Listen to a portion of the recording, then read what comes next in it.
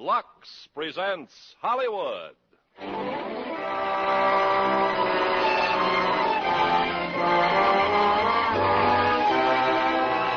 Lever Brothers Company, the makers of Lux Toilet Soap, bring you the Lux Radio Theater, starring James Mason and Pamela Collino in Five Fingers.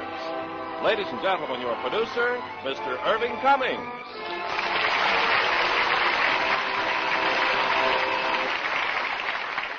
Greetings from Hollywood, ladies and gentlemen. Tonight we bring you the true story of a man who committed one of the most infamous of crimes. A clever spy who sold his services to the highest bidder.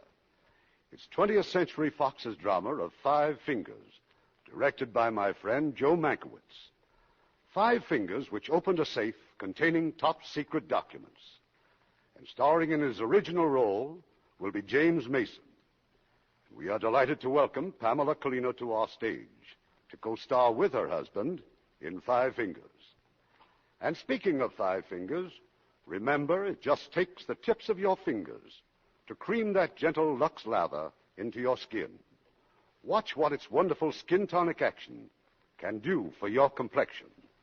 Yes, Lux Toilet Soap can make your skin smoother, fresher, and give you that radiantly alive look that comes from your daily Lux Toilet Soap facials. Now, Five Fingers, starring James Mason as Diello and Pamela Collino as Countess Davisca.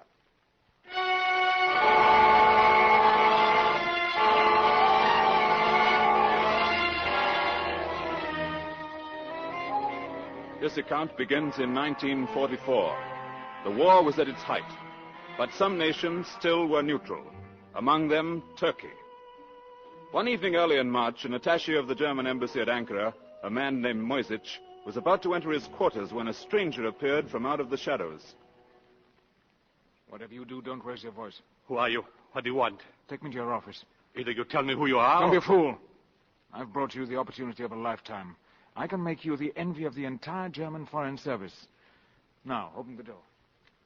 The stranger was in his middle 30s, well-dressed, and as Moisich soon found out, exceedingly sure of himself. Let me warn you, Moisich. Not one word of this must reach anyone except your ambassador. My life will depend on your discretion. A responsibility I do not choose to accept. I'm afraid you have no choice. Your life will depend upon it, too. You see, certain British documents classed as most secret have come into my possession. The price is £20,000, English pounds sterling. 20,000? Who are you? I am a spy, obviously. I'm also a businessman. And you consider it sound business to pay £20,000 to an unidentified amateur for a set of so-called secret documents? Not so-called, not secret. I said most secret. You will inform Herr von Papen of my offer. Naturally, he'll have to check with Berlin. I'll telephone you on Friday for his answer. I must have more information. If you accept, I'll return at 7 o'clock Friday evening with 2 rolls of film containing photographs of the documents. And I will receive from you the sum of £20,000 in English banknotes. For each subsequent roll of film, the price will be £15,000. Is this clear? It is not clear at all. What documents? Containing what? For one thing, the English have been discussing with the Turks their possible participation in the war. A matter of pure supposition. I have the minutes of their secret talks. Your ambassador, Herr von Papen, would find them enlightening and frightening. What else? The latest Allied plans for the shuttle bombing of certain Balkan targets. When and by whom and how many. Go on. Don't be greedy, Moisich. What do you expect for £20,000? How did you obtain such information? That is no concern of yours, nor is my identity, and please do not have me followed. You Germans have no talent for it. You keep wanting to get ahead of the people you follow. Yes, destiny extends its hand to you. Take it and hold on. Good night, Moisich.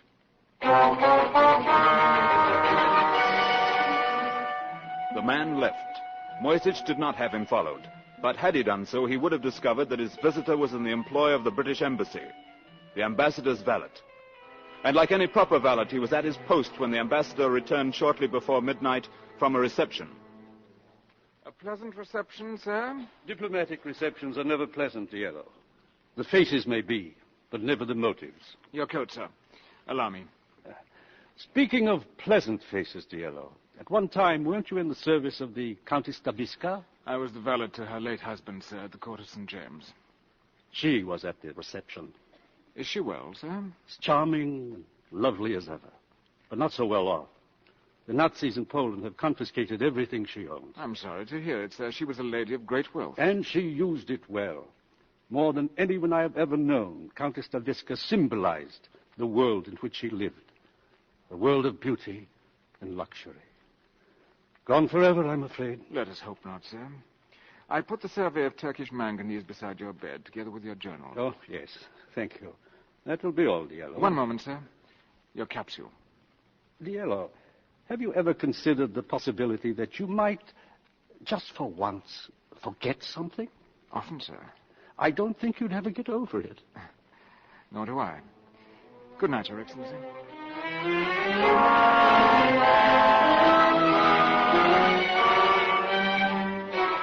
3 days later, the German ambassador, Franz von Papen, sent for his aide Moisich.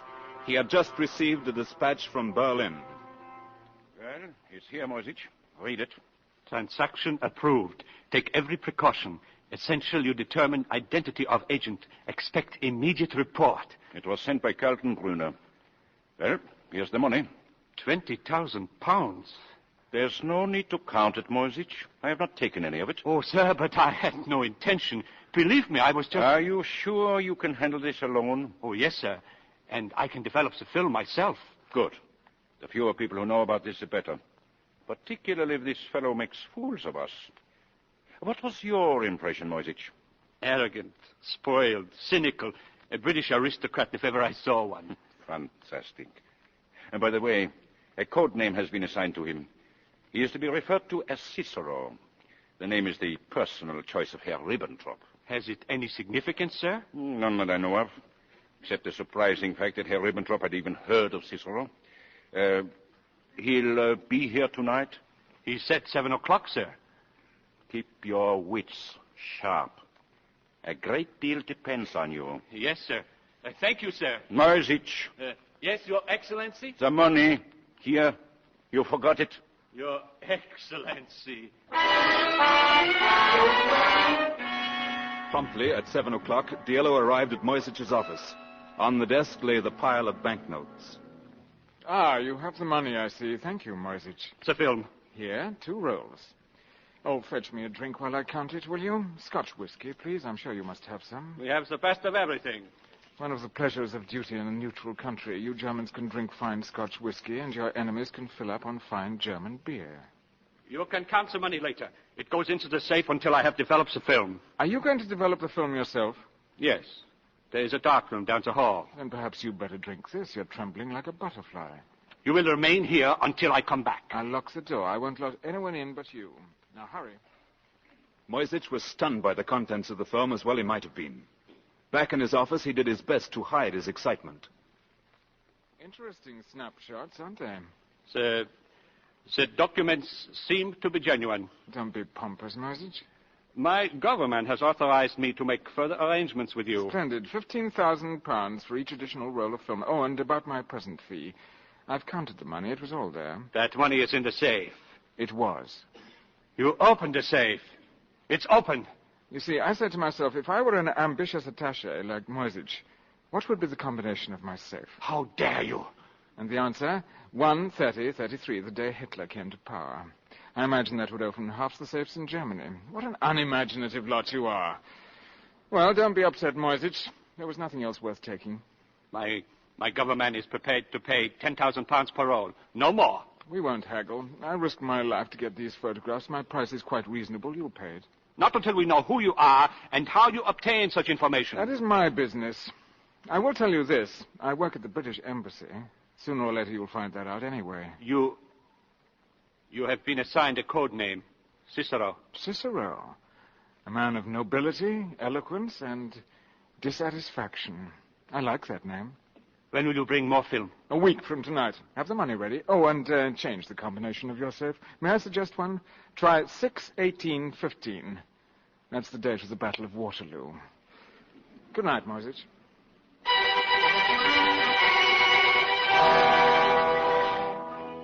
Diallo left. Then he took a walk which led him to a rather shabby section of the town, and to a rooming house, the quarters of Countess Anna Stavisca. Oh, it's you, Diallo. Well, come in. Do I disturb you, madam? Not at all. Fortunately, I have a dinner engagement, but he is an undersecretary and he's used to waiting. Any particular undersecretary, madam? Undersecretaries are never particular, Diallo. Perhaps that's why they take me to dinner. It is far more likely that in madam's presence they feel like ambassadors. Of all the diplomats I've ever known, you're still the best. It is my good fortune that you have known so few valets. Diallo, please. I've spoken to you before about this. You're the valet to the British ambassador, not to me. Now sit down and tell me the gossip. I'll begin with the British ambassador, madam. He finds you the most radiant, the most sought-after lady in Ankara. To him, you are the symbol of everything worth having and wanting. A symbol of the good old days. That's me. You see this, Diallo? An emerald. The last of the lot. I want you to take this to the pawn shop tomorrow. I couldn't face another trip. Would it not be pleasant to make just one more trip, madam? This time to redeem your jewels? Redeem? With English pounds. Here. Where did you get that money? It's yours. 5,000 pounds. But it can't be real. There's nothing as real as money. But I may never be able to pay this back. I don't want it back. But I can't permit you. Why, it must be the savings of a lifetime. Not savings, madam. I'm not a saving man. A business venture of mine has paid off handsomely. But what has it to do with me? I propose to advance you 5,000 pounds in return for certain favors. I have here another 15,000. I couldn't possibly keep such sums at the embassy, nor do I want to draw attention to myself by depositing in a bank. But you, madam, you could keep it for me. Go on, Diallo. You could leave this grubby room, rent an attractive villa, live as you please. But how would all this be a favor to you? From time to time, I shall want to transact my business in privacy. You would set aside certain quarters for me. I see. If all goes well, I shall have some 200,000 pounds within 12 weeks. That's the amount I've set as my goal. And then? South America. A new life, a new name. That, of course, will require a passport, visas, letters of credit. You could be of great help to me in obtaining them. How? I'll explain that when the time comes. Is there anything else? Nothing. Except all I've told you must remain extremely confidential. Seems little enough to ask for 5,000 pounds. Are you going to tell me what your business is? Sometime, perhaps. Not now. This is quite a trust you put in me. You seem very sure of yourself. I'm sure of you, madam. Oh? For 3 years, I was valet to your late husband. It is said that no man is a hero to his valet. It is also true that no woman is a mystery to her husband's valet. You know me that well? Well enough. The source of your money has never concerned you any more than the source of your electric light. They became worrisome only when they were shut off. Quite true. But there's pride. I have pride. A great deal. I depend on your pride. You'll find it intolerable to have it known that your wealth was the gift of a servant. So, you will keep your mouth shut tight. Get me a brandy. There, on the table. Of course. No, Diallo. Not 2 glasses. I shall drink only out of 1, thank you. Do you know why I discharged you after my husband died? I think I do, madam. Because you made me uneasy. I felt you had an evil genius for something.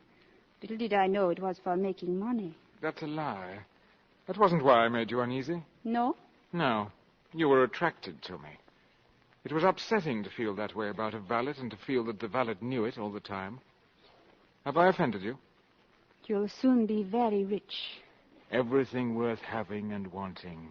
The ambassador didn't say that about you. I did. That's how I've always thought about you. And now you want me to go with you to South America? Yes. Away from the war, the intrigues, the fears. And the poverty. And it would be right for us now. Because now at last, we are equals. Yes. Equals. Who's lying now, Diallo? Where are you going? Madam has a dinner engagement, and we seem suddenly to have run out of gossip. You made me a business proposition.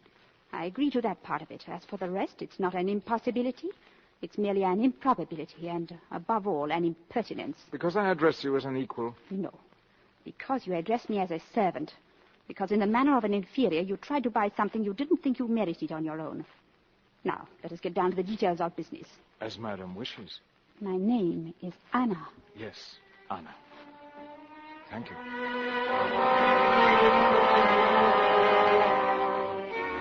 It was inevitable, of course, that the British Embassy would discover that many of their carefully guarded secrets were now known to the Nazis. When this disturbing news reached London, a counter-espionage agent named Travers was sent to the ambassador at Ankara. We've made all sorts of preliminary checks, Mr. Travers. So far, we've failed. I haven't the slightest idea how the German embassy is getting this information. And if I were to assume that the source is someone here at the embassy, sir? But all our personnel and permanent employees have had security clearance from London. You'll forgive me, but I've never known a self-respecting spy without security clearance. Where do you store your state papers, sir? Right here in my study, in that safe. Uh-huh. What about the code room? McFadden can answer that. Code room is under constant guard night and day. Sir Frederick, don't you think that this lamentable lapse in security could be due to a slip of the lip at some party or reception? My lips are not in the habit of slipping, Mr. Travers. Nor do I imply that they are, sir, but our secret information does pass through other hands. It might pass through other lips. Now, McFadden's been telling me about an unattached lady, a certain Countess Staviska. It is possible, is it not, that... I beg your pardon, Your Excellency. What is it, Diallo? It's time for your capsule, sir. Oh, thank you, Diallo. Just set it down. Yes, sir. You were saying, Travers? Your valet? Yes. He's been with me for years. Well, about the Countess, according to McFadden, her circumstances have taken a startling change for the better. Does anyone know the source of her sudden good fortune? I'm not able to answer that. However, she has many friends on either side, the Allied and Axis. Now, by the way, you'll be interested to know that I am not the only newcomer to Ankara. Colonel von Richter was also on the train from Istanbul. Von Richter? The Gestapo? Yes, traveling under a Swiss passport. He calls himself Rudolf Hodler, a tobacco buyer from Bern. He went directly to the German embassy, sir. No doubt he's reporting to von Papen as I am reporting to you, sir. If we only knew what they're saying. Yes, Sir Frederick. If we only knew.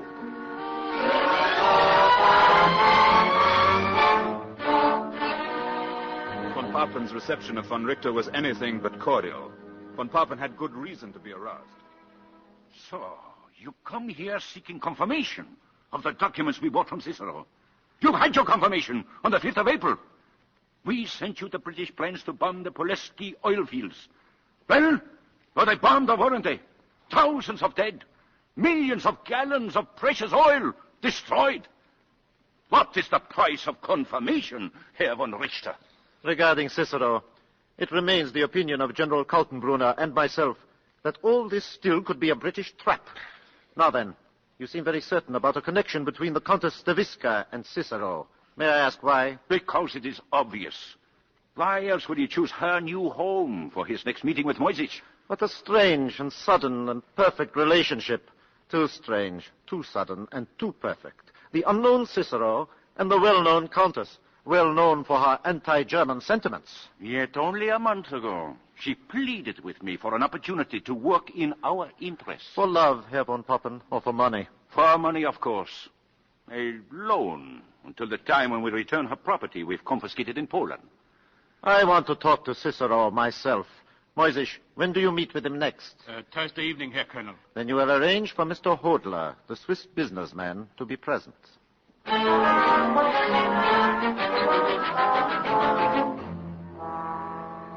On Thursday night, the Countess Staviska was again entertaining. Among her guests was the tobacco buyer from Switzerland. During the evening, she led him through the house to a secluded wing where someone was waiting for him. You will find your man in that room, Monsieur Hodler. I shall see that you are not disturbed. Thank you, madame. Are you too a diplomat, monsieur, like Herr Moisich? I suppose you could call me a middleman. There are so many Swiss middlemen.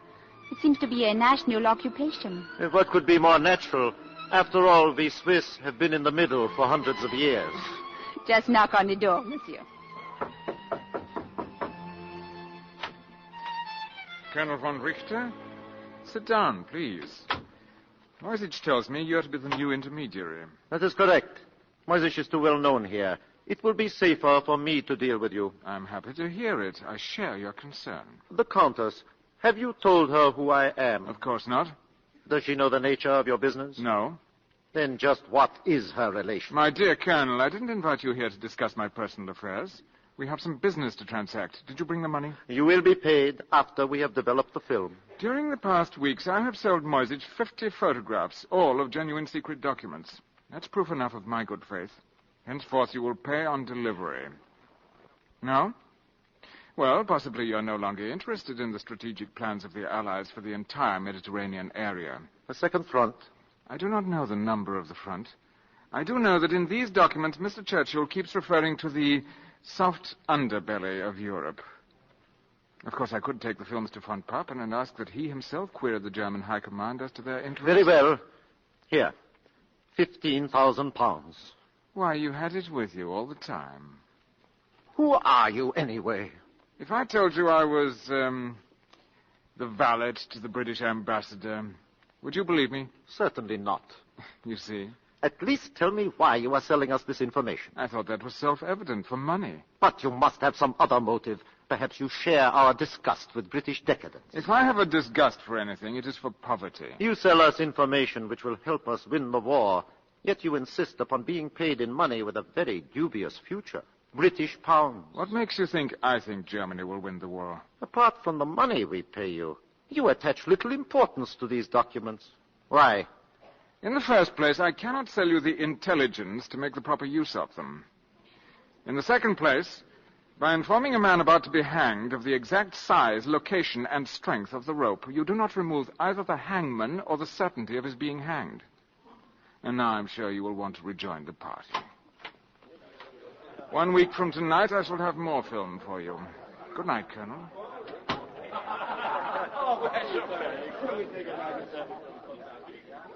I trust your meeting was a happy one, Monsieur Hodler? Quite satisfactory, thank you. And you will honor us soon again? The honor will be mine. Good night, madame. How charmingly you Swiss click your heels. Good night, monsieur.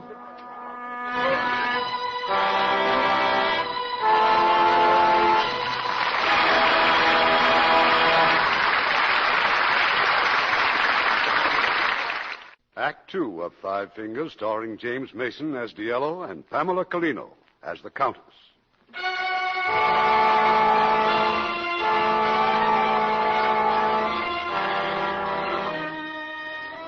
2 weeks went by. The man known to the British as Diello the Valet and to the Nazis as Cicero the Spy continued his audacious operations. How did he get his information? Months before, he had learned the combination of the safe in the ambassador's study. Removing the documents, he would place them under a lamp. But the ordinary electric light bulb was not bright enough. So he would substitute a much more powerful one and then, with a tiny pocket camera, quickly photograph each new document. In a matter of moments, the papers would be back in the safe and the original bulb restored to the lamp. Simple and incredibly bold, and bound sooner or later to be discovered. But not yet. No, not yet. Come in, Diello.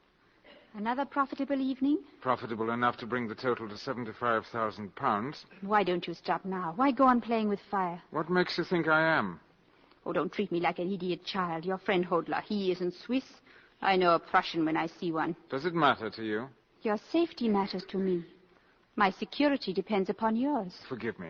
I keep thinking of myself as a man. I keep forgetting I'm a valet who pays dividends. I can't see why a man as rich as you should go on pressing the trousers of the British ambassador. That's where I get my money. I steal the loose change from his pockets.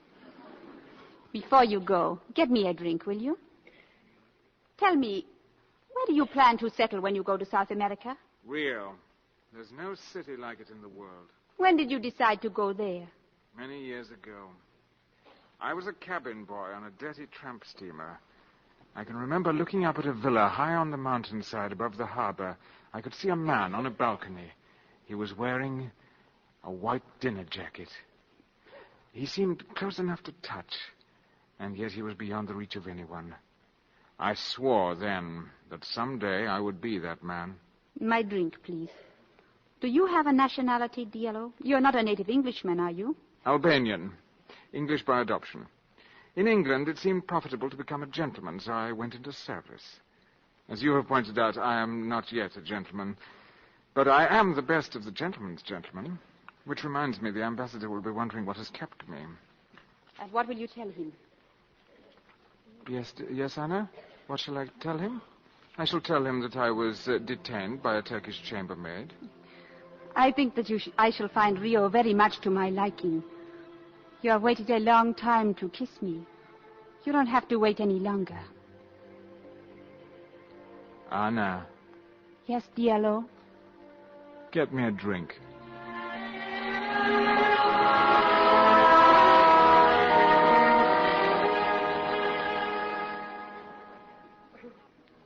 During the following weeks, Diallo's fortune grew to £155,000. And yet, despite the unerring accuracy of the information which he sold to the Germans, they stubbornly and amazingly refused to act upon it, still afraid that Diallo was really a British agent. At the British Embassy, Travers, the counter-espionage officer, continued on the merry-go-round which had led him exactly nowhere. But one morning, he asked the ambassador to send for Diallo. We feel you can help us, Diallo. After all, you were valet to the husband of Countess Daviska for some time. I'm sure you learned more about both of them than we could in a lifetime of investigation. Infinitely more, Mr. Travers. Well, then tell me, did you ever hear the Countess express sympathy for the Nazis? To my knowledge, the Countess never spoke of countries or of political parties, sir. The world to her was made up of individual people whom she either liked or disliked. Well, would you consider her to have been pro-German? The Countess was capable of being pro-anything, sir, if it made for a congenial dinner party. Then you would consider it possible for her to have become a German agent, Only for money, sir. Of which she has suddenly acquired a most generous supply. I know nothing about spies, of course, but I can remember that the Countess had a remarkable talent for receiving confidences from important people. The late Count always relied upon her for acquiring information. Thank you, Diallo. That's all. Oh, I'll be dining at the American Embassy. You may take the evening off. Thank you, sir. Clever chap. He told us nothing. And the fact remains that von Papen still anticipates every move I make. Well, Travers, no argument? No, Your Excellency. No argument. That same evening, Colonel von Richter was once again at Countess Daviska's home, meeting with Diallo. You're very nervous tonight, Colonel. Is something troubling you? This house is far too dangerous a meeting place for us. I wouldn't be surprised if the British were watching it. Not yet, but they will. They suspect the Countess is a German agent. Are you serious? And all the while you suspected she was a British agent. Amusing, isn't it? We should never have met here. From now on, we won't. Do you know the Aslan Hane Mosque in the Old Quarter? Moisich will find it for you. We'll meet there a week from tonight. A week is too long. It must be sooner. Really? Why? Because there is something about which we must secure information as quickly as possible. A certain code word has appeared in several of the documents you brought us last week.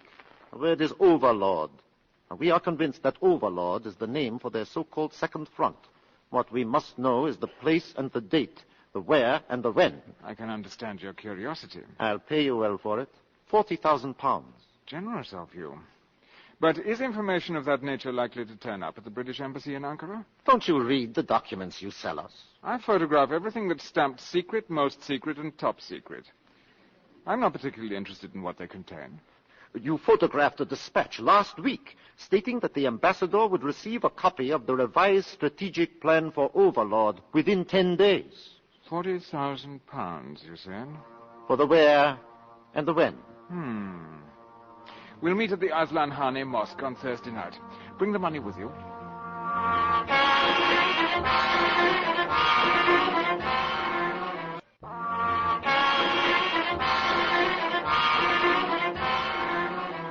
In the morning, Mr. Travers, for the first time, had some good news for the ambassador.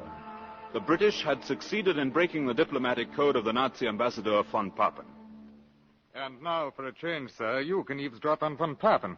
All right, McFadden, will you read the message? This is from von Papen, sir, to the Reich Foreign Minister in Berlin.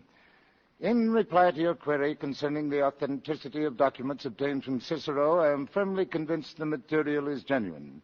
Cicero lives within the British Embassy. Obviously, he has access to top-secret information. Lives here? Kaltenbrunner's failure to evaluate the documents and von Richter's refusal to make them available to me is a tragic blunder. I strongly urge you to bring this matter to the personal attention of the Fuhrer without delay, signed von Papen. Cicero? That's the code name for their informer, sir. And now, with your permission, I'll order a house search at once. But an open search will put him right on his guard. It can't be helped. If we can't catch him, we've got to frighten him. Enough to make him stop for a while. As you know, I'm expected in Cairo tomorrow evening. Until I return, take any security measure you think necessary. Well, for one thing, sir, I suggest the combination on your safe be changed and safety devices installed. 12 members of the staff here have access to most of your secret documents. There's also McFadden, and you, and I. Cicero could be any one of us. Yes, sir. Any one of us. Well, McFadden, you better start changing that combination. How long will it take? A few days, sir, but I can install an alarm bell in a matter of hours. I'm sorry to disturb you, sir. About your trip to Cairo, shall I pack your uniforms? I won't be needing them. Thank you, Diallo. Very well, sir.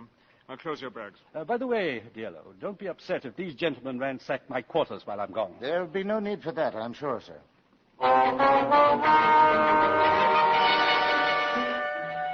On Thursday night, Moisich and von Richter appeared as scheduled at the entrance of the Aslan Hane Mosque. But the man they were looking for was not there. He has never been late before, never. Could it be possible, sir, that the British have found him out? It is more possible that the British have known about him all the time.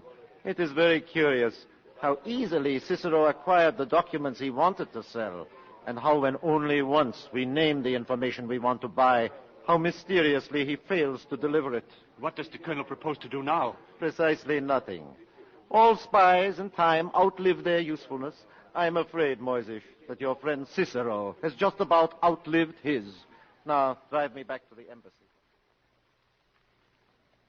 No, Diallo did not appear that night at the mosque. He went instead to call on the Countess Stavisca.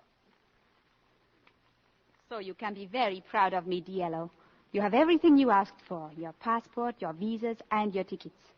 Your name is now Roberto Antonini. Well done, Signora Antonini. It was nothing. One of my many pleasant wifely duties. How much did they cost? £5,000. Another 1,000 for birth and marriage certificates. And the tickets? 2 first-class compartments, separate cars on the Istanbul Express leaving tomorrow evening. And the ship?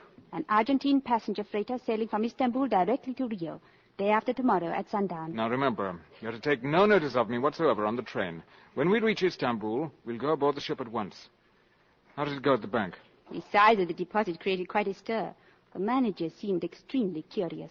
But the papers will be ready tomorrow morning. How much? Another 1,000. And all my powers of persuasion, this side of respectability. That leaves roughly £130,000. In dollars, about 600,000. In Brazilian cruzeiros, about 11.5 million. Plus the 40,000 you got tonight. No, I withdrew from that transaction. The market's getting shaky. I've decided to retire. You have before you an Argentine gentleman of leisure about to take up residence in Brazil. I'm glad. We have more than enough anyway. We? We have more than enough? My dear Signora Antonini, where I come from, a man's money is his own. And if his wife is a good wife, he gives her some from time to time. Whatever you say, Roberto. Will you miss being a countess? Not for a moment, darling. Not for a moment. In the morning, Mr. Travis, for the first time, had reason to specifically question the ambassador's valet. Oh, Diallo, may I ask what you're doing with those letters? These, sir? Mr. Morrison gave them to me. The ambassador's personal mail, sir. Oh, I see. Perhaps you better take charge of it, sir, until he returns from Cairo. Yes, I think we'd better put it in the safe. How many letters are there? 5, sir. Mm-hmm. Well, this one seems quite personal. Lady's handwriting. You were looking at it, weren't you? It's perfumed, sir. And it struck me as such a pity that so few ladies use perfumed letter paper these days. By the way, Diallo, weren't you away from the embassy last night between 9 and 10? Yes, sir. Would you mind accounting for your movements? Not at all, sir. I walked for a while on the boulevard, stopped for a drink at the Yüksel Palace, then back to the embassy. Huh. One other question about the Countess. Do you remember any particularly close friends she may have had in Switzerland? Or did she go there often? Oh, very often, sir. She was extremely fond of Switzerland. Oh, well, then that explains it. Countess Stavisca left by plane for Switzerland this morning. I hope she can enjoy it in the style to which she is accustomed. Oh, that shouldn't be any problem. She took with her £130,000. I wonder where she got it. Yes. I wonder, sir.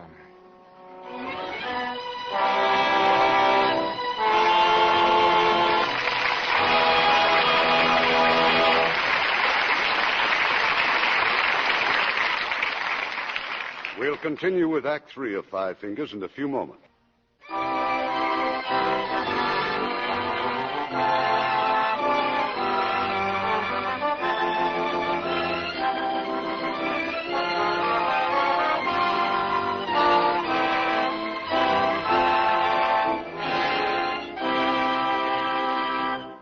The curtain rises on Act 3 of Five Fingers, starring James Mason as Diallo and Pamela Collino as the Countess.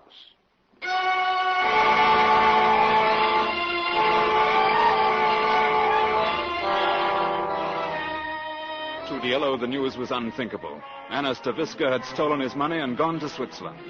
He hurried away from the embassy, went to a cafe, and telephoned Moisich. Listen carefully, Moisich. Tell Colonel von Richter I have decided to get the information about Overlord. I need the money. But I'm being watched. I'll arrange a meeting place in Istanbul. I'll call you there tomorrow at the German consulate.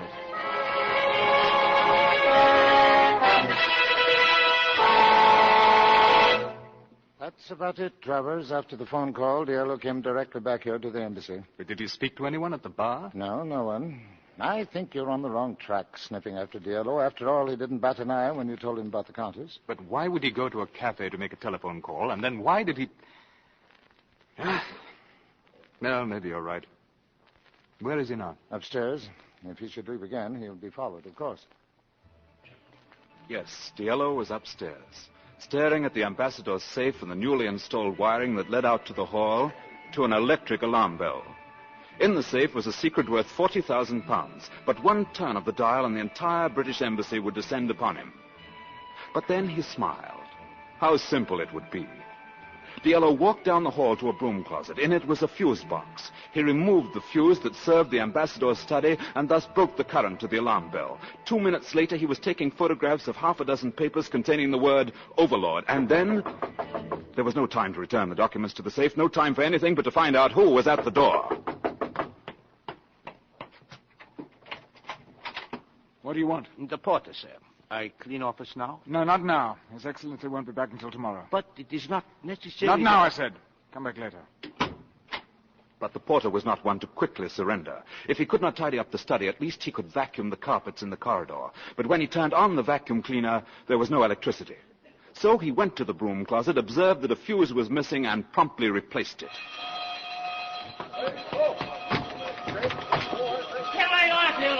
That man, where did he go? Did you see him? What man? Who? That man! Get away! Where's Diallo, McFadden? He's not gone off the back stairway. He was chasing someone. All right, Johnson, you and Kimball follow him. Find him and stick with him. Morrison, get a dispatch off to London. I want all available information on Diallo sent here at once. All right, McFadden, come on. Let's have a look at the safe.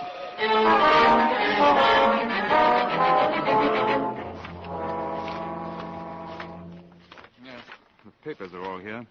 Now, what about the letters, that batch of mail that came to the ambassador? There were 5 letters. 1 letter is missing, the one with the delicate perfume. Yes, 1 letter gone, but none of the papers. Now, I wonder why he... That light in the bedroom. Lamp's on. Yes, it's an unusually bright lamp, isn't it? Come here. Photographic bulb. He's photographed All right. it. Have Burroughs and Murray watch the German embassy. We've got to keep him from delivering that film. Grab him in public. Our Turkish friends might not like it. Well, if we can't kidnap him, McFadden, we'll have to kill him. There's a little matter of Overlord we've got to consider. All right, now send out a man to the airport. After Johnson gets back, you and I will get out to the railroad station. If he doesn't show up at their embassy, you can be sure he's leaving town.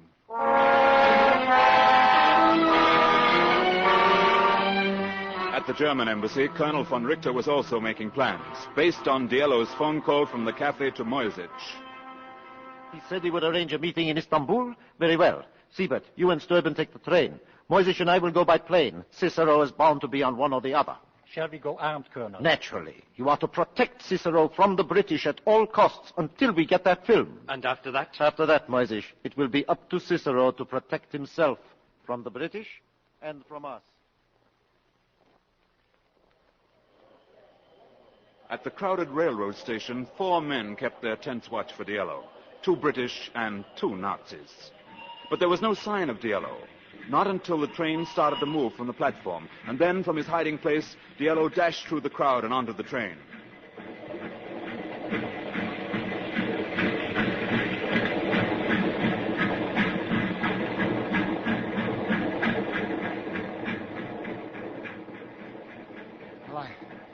I've gone through the last 3 cars. There's no sign of him. He's in the car just ahead, second compartment. The door's closed. Well? There's nothing to do between here and Istanbul but make sure that none of them get off. Them? Yes, down there. The old, familiar faces. The same 2 we saw in the station. But what if he's given them the film? They wouldn't be playing watchdog for him if he did. So, put your gun away, McFadden, and light up your pipe. It's a long ride to Istanbul.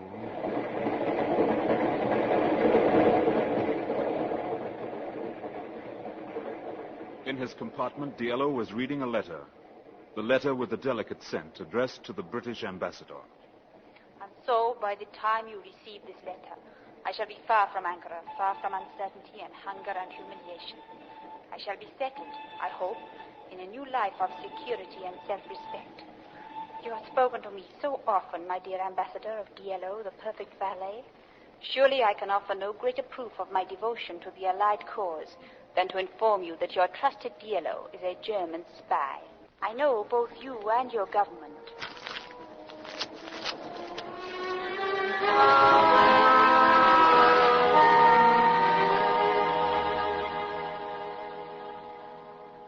Early the following morning, Diallo left his compartment and entered another. Good morning, gentlemen. Did you sleep well? I slept extremely well. Guards to the right of me, guards to the left of me. You are my bodyguards, aren't you? Or are you my assassins? We are here to see that no harm comes to you from the British. We will stay at your side till we reach his German consulate. Don't be whimsical. I'm here only to give you a message from Moisich. Tell him to meet me at Hakim's restaurant at 6 o'clock this evening. We would prefer the consulate. Oh, no, thank you. So many more people go into German consulates than come out. We must have some guarantee that your film is genuine. Here is a little strip of film. Have Moisich develop it, and you will see a piece of the document that Colonel von Richter wants to buy. I'll deliver the rest of it when Moisich pays me £100,000. 100,000? Oh, I forgot to tell you. I've just raised the price.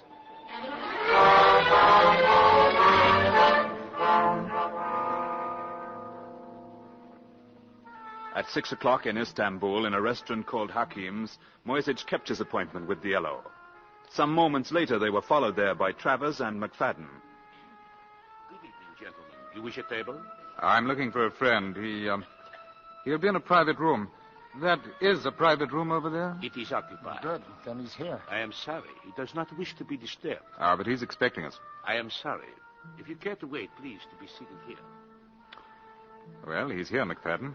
And Moisich is in there with him. There is a time for using your wits and a time for blasting away. Let's get it over with. We have no monopoly on blasting away in this place. Oh, Nazi friends again, huh? Yes, those dim-witted supermen over there would drop us before we got clear of the table. But he may be handing over the film this minute. Well, as of this minute, we don't want the film. Plans can be changed, you know. We want Diallo.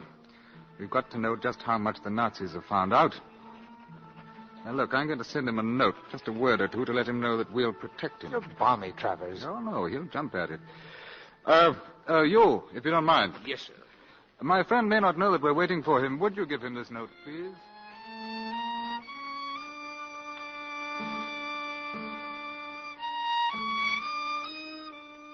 That note you just got, who is it from? What does it say? Ah, you're troubled, Moisich. Is it because you know that I haven't much longer to live? The 2 Gestapo men are here to protect you from the British. What 2 men? Really, Moisich, you and your guilty conscience and your big mouth. Well, the money is all in order, and here is the film. Good. Has it occurred to you that our roles are now reversed? That the British may try to kill you? Well, Moisich, shall we go?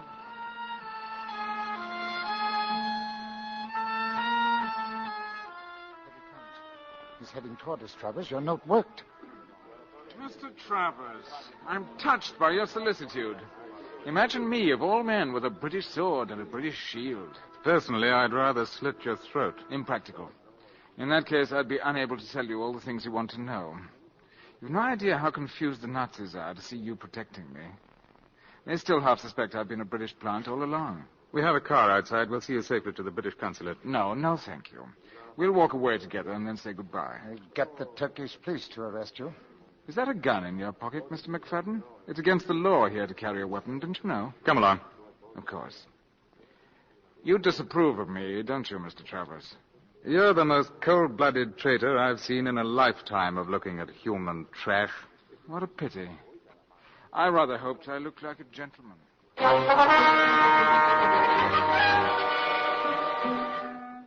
They left the restaurant. Behind them came the two Gestapo men, Siebert and Steuben.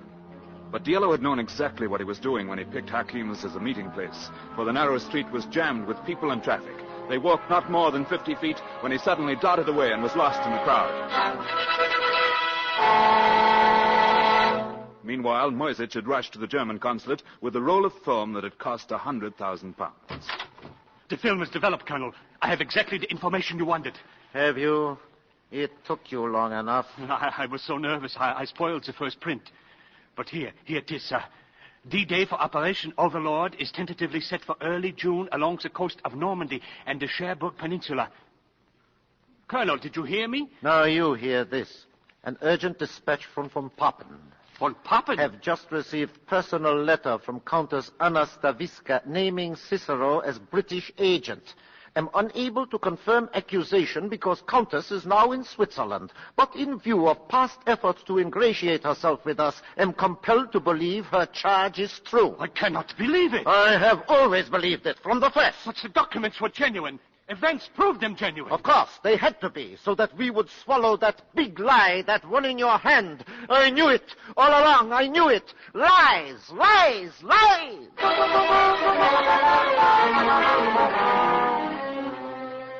Yes, Diallo had won.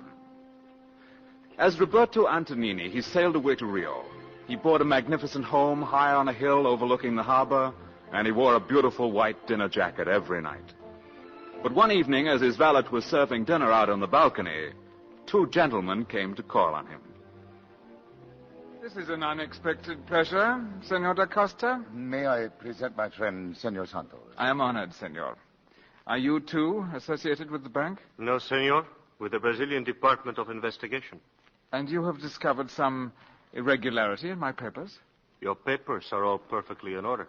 There is an irregularity, however. Your account at the bank, senor. Am I overdrawn? As of yesterday, I had approximately 7 million cruzeros in my account. I was referring to the 25,000 pounds in cash with which you purchased this beer. The money has been returned. What on earth for? It is counterfeit. You have a distorted sense of humor, senor. So is the money which you exchanged for Brazilian currency. It is all counterfeit. The most skillful I have ever seen. Senor Antonini, I implore you to cooperate. Those counterfeit notes were printed in Germany. The British have just established that beyond a doubt. And so far they have turned up in 3 places. Here in Brazil, in Turkey, and in Switzerland. Switzerland? Over 100,000 counterfeit British pounds were confiscated there 2 days ago. In the possession of a political refugee, a lady, a countess. It will be to your interest, senor, to tell us where and how you got this money. Switzerland. Now, believe me, senor. Believe me, this is no laughing matter. It is my unhappy duty to inform you you are under arrest. Anna. I beg your pardon. Anna. Poor little Anna.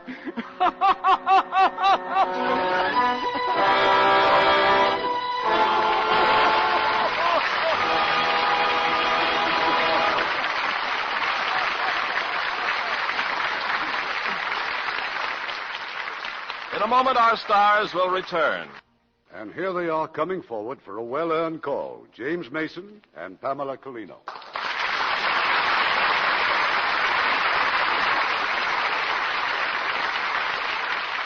Jimmy, you were just great.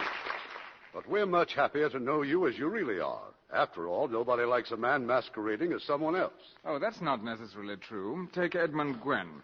People love him whether he masquerades as Santa Claus or a counterfeiter. Or even an admiral. Teddy Gwen, an admiral? Yes, in 20th Century Fox's picture, Something for the Birds. Teddy co-stars with Vic Mathieu and Patricia Neal. And he plays an engraver who forges lovely invitations to parties and then attends as an admiral of the United States Navy. I know it'll be a comedy hit, Pamela, but I still prefer people who don't masquerade. Like Lux girls. After all, you can't hide a Lux complexion. Well, who would want to? Particularly when Lux soap is such a wonderful complexion care. Ah, you're smart as well as beautiful, Pamela. Our audience knows you're a popular novelist as well as an actress. So have you written any new bestsellers? No, Irving. Since the success of O. Henry's Full House, I think I might try writing short stories, just like O. Henry did. Oh, I'd rather you wouldn't, dear. Remember, O. Henry wrote those stories in prison. Who'd run the house and take care of Portland? It might be worth it, Jimmy. I once directed an O. Henry story for 20th Century Fox, and it became one of the first full-length talking pictures. I bet that was In Old Arizona, which was nominated for one of the first Academy Awards. Yes, there's nothing like a good story and fine actors to make an outstanding picture. And that reminds me of next week's play. It's adapted from a best-selling novel and is the rollicking story of the different reactions of 6 convicts to a newfangled doctor called a psychologist. It's the Stanley Kramer production of My 6 Convicts. And starring in his original role will be that excellent actor, Millard Mitchell.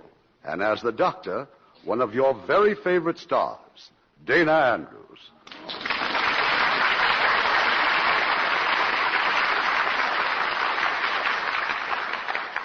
We won't miss it, Irving. Good night. Good night, Mr. and Mrs. Mason.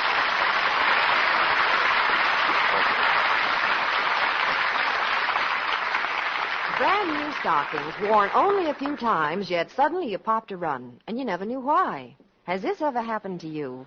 Well, look, you may be wearing out your stockings in the wash. Harsh washings in strong wash-day soaps and detergents were never meant for delicate nylons. Cobweb sheer nylons just can't take it. Delicate nylons need special soap, special care, Lux Flakes care. How nylons thrive on gentle washings in that silky Lux lather. Why, Lux Flakes care doubles stocking wear. It's just like getting an extra pair with every pair you buy. You see, gentle Lux Flakes care can't possibly cause runs, wash stocking life away. Fact is, each gentle washing in pure Lux Flakes has a special action that keeps nylon thread strong as new, washing after washing. Start using Lux Flakes tomorrow. 95% of stocking manufacturers recommend Lux, and it's guaranteed by Lever Brothers Company.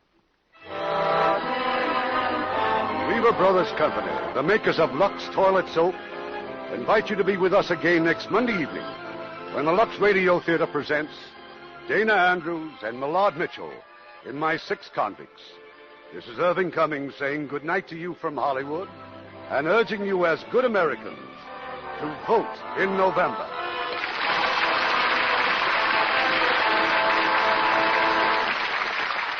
Heard in our cast tonight were Michael Pate as the narrator, Ben Wright as Travers, Edgar Barrier as von Richter, Stephen Roberts as Moisish, Bill Johnstone as von Papen, Herbert Butterfield as Sir Frederick, Robert Griffith as McFadden, and Robert Boone, Larry Dodkin, and Eddie Marr. Our play was adapted by S.H. Barnett. Our music was directed by Rudy Schrager. Trust Silverdust. Trust Silverdust. Trust Silverdust to give you more for your money with a goodwill offer that's really a honey. Trust Silverdust. New improved Silverdust Wonder Bubble Suds for laundry and dishes now makes you this amazing goodwill offer.